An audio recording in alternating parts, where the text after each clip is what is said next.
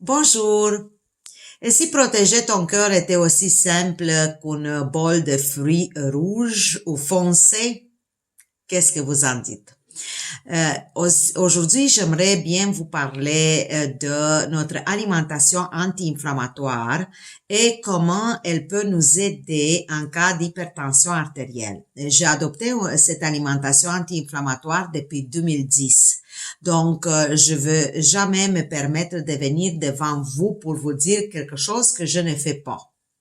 Donc, j'aimerais vous parler aujourd'hui d'une classe d'antioxydants extraordinaires qui s'appelle flavonoïdes.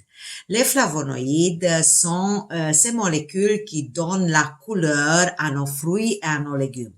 Et plus la couleur est foncée, plus ils contiennent une plus grande quantité de flavonoïdes.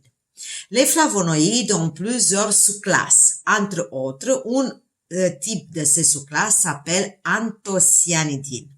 Et les anthocyanines sont extraordinaires car se retrouvent énormément dans les fruits sauvages. Par exemple, vous prenez les bleuets. Les bleuets sauvages ont une couleur beaucoup plus intense que le bleuet qui se cultive en mode naturel dans les pépinières, n'est-ce pas?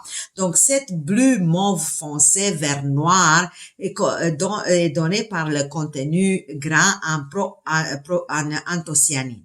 Aussi, vous avez les mûres. On a aussi les cassis, les framboises, toutes aussi les aubergines, tous les fruits et les légumes qui ont des couleurs intenses. Peu importe la couleur, mais qu'ils soient intenses, contiennent ces anthocyanines.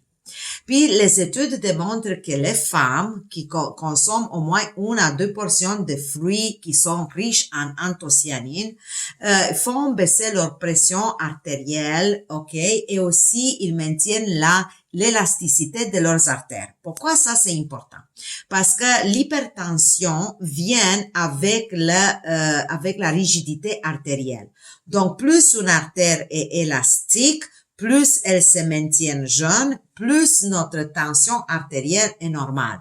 Mais dans les moments quand les artères deviennent de plus en plus rigides, donc l'élastine à l'intérieur est remplacée par le tissu cicatriciel, ok, les artères deviennent rigides, les parois deviennent de plus en plus épais, le diamètre diminue, la pression monte. Donc, pratiquement, l'hypertension artérielle, c'est une inflammation chronique, c'est une maladie dégénérative qui vient avec l'âge, puis avec un style de vie pro-inflammatoire.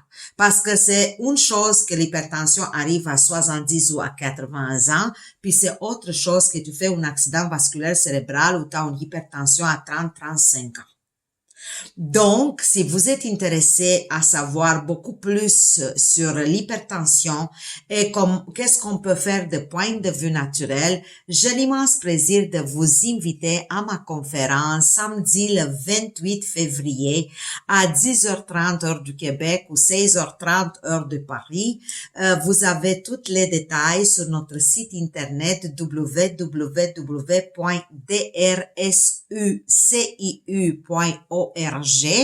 Je vais mettre le site internet dans le texte, dans le corps du texte du message, ok, et espérant que je vous vois en grand nombre. Puis si tu as aimé cette vidéo, tu peux l'envoyer à d'autres, puis tu peux venir avec tes amis pour faire du bien. Notre rôle, c'est d'améliorer la santé à au moins une personne chaque jour. À bientôt.